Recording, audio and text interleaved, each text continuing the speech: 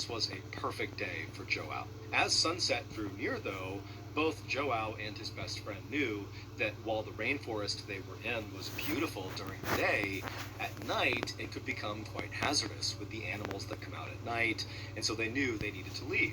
And so they packed up all the fish they caught back into Joao's cart, and then the two of them hopped onto the cart and began making the journey back towards the town of Arasariguama. When the pair got to a split in the road, Joao's best friend hopped off the cart and walked on foot down one path because his house was actually just outside of the town, and Joao, still in his cart with his horse, said bye to his friend and went the other direction. Now, by this point, the sun had completely set, and so it was totally dark out as Joao is going down this dirt road in the final stretch towards his town. At this time, in 1946, Arasariguama was a beautiful place, but by no means a modern place. They had no running water, no electricity, there was no sewage, no paved roads, no access to main roads, and nobody had a telephone. It was basically like this little patch of civilization with about 100 people living there. There was a church in the middle of the town and a couple of small huts that kind of sat around it. And Joao and his family lived in one of those huts. Joao usually loved walking along or traveling along this particular stretch of dirt road, especially at night, like he was doing right now. He really enjoyed looking up at the stars and listening to the animals off in the forest that he couldn't see.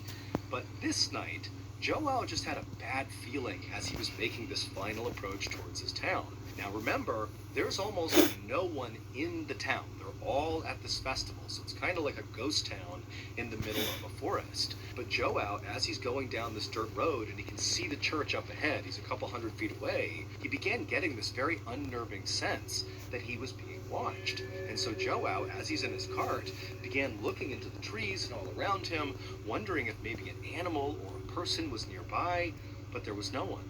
Finally, Joao actually reached the church, and he could see his little house, and he could also see that his wife, who was at the festival, had opened up one of the windows just slightly so he could open it up the rest of the way and crawl into the house when he was back from fishing, because she had locked the doors when she left. And so by this point, Joao was trying to be very calm and collected, despite the stress of feeling like he's being watched.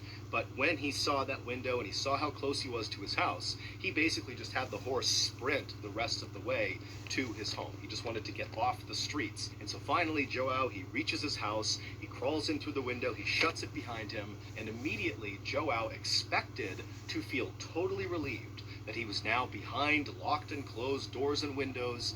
He was safe.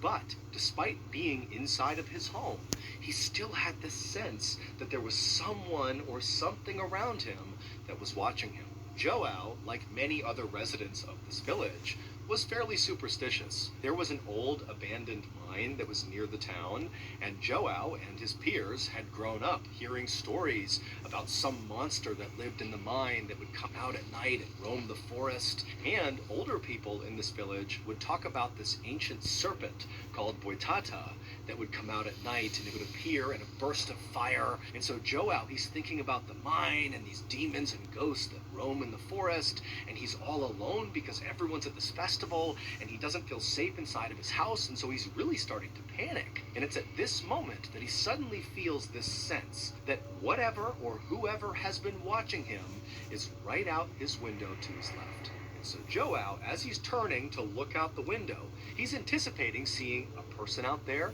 or maybe a jaguar or some other animal that's followed him from the rainforest.